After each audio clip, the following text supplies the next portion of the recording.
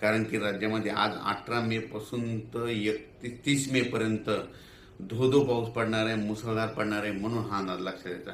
सांगायचं झालं तर पाऊस मुसळधार कसा असणार आहे, पहिल्यांदा मुसळधार पाऊस सांगतो.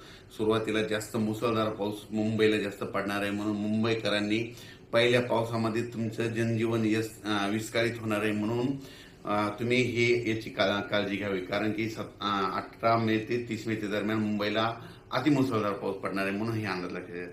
त्याच्यानंतर नाशिक जिल्ह्यासाठी देखील अतिमुसळधार पाऊस पडणार आहे, म्हणून हा अंदाज लक्षात घ्यायचा.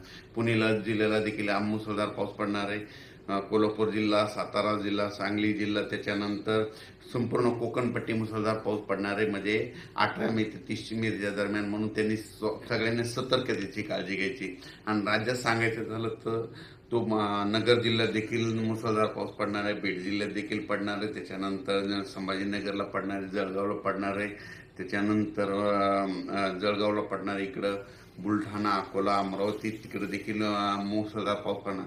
म्हणजे सांगायचं झालं तर 18 मे पासून तर 30 मे पर्यंत, 18 पासून जवळपास 12 दिवस दररोज 2-2 दिवस भाग बदलत ओढे नाले वाहतील असा पाऊस पहिली वेळ मेच्या शेवटच्या आठवड्यात येणार आहे, म्हणून हा अंदाज लक्षात घ्यायचा. मग सांगायचं झालं तर पूर्व विदर्भ, पश्चिम विदर्भ, दक्षिण महाराष्ट्र, उत्तर महाराष्ट्र, कोकणपट्टी, खानदेश, मराठवाडा सगळीकडेच मध्ये जोराचा पाऊस पडणार आहे. कोणतंही गाव याच्यातून वंचित राहणार नाही, म्हणून हा अंदाज लक्षात घ्यायचा. सांगायचं झालं तर म्हणजे आज आहे 18 मे 2025, म्हणजे आजपासून जवळपास 12 दिवस राज्यात दररोज वेगवेगळ्या भागात जोराचा पाऊस पडणार आहे. वड्याला पाणी येणार आहे, नाल्याला पाणी येणार आहे, नदीला देखील म्हणजे ना त्याच्यानंतर 22 मे ते 30 मे दरम्यान नद्याला देखील पाणी येणार आहे, म्हणून हा अंदाज लक्षात घ्यायचा. म्हणजे बऱ्याच काही अशा नद्या येतात त्यांना देखील म्हणजे ओढे नाले वाहणार आहेत, म्हणून हे लक्षात घ्यायचं. आणि नद्याला देखील पाऊस येणार आहे, म्हणून हा अंदाज लक्षात घ्यायचा. पण काय झालं आहे, परिस्थिती अशी की महाराष्ट्रातल्या शेतकऱ्याचे आणखीन शेतं दुरुस्त नाहीत. शेतकऱ्याला सांगू इच्छितो, ह्या म्हणजे 12 दिवसामध्ये काही भागामध्ये पाऊस नसणार, त्यावेळेस तुम्ही काय करा, रोटावेटर, कल्टिवेटर करून तुम्ही तुमची शेत तयार करून ठेवा. कारण की राज्यामध्ये म्हणजे 18 मे ते 30 मेचा खूप जोराचा पाऊस पडणार आहे. एवढा मान्सूनपूर्व पाऊस तुम्हाला कधी पाहायला भेटणार नाही. इतका पाऊस हा तुम्हाला या ठिकाणी दिसणार आहे. हा मुसळधार पाऊस तुम्हाला सांगायचं झालं तर कोल्हापूर जिल्ह्याला खूप पडणार आहे.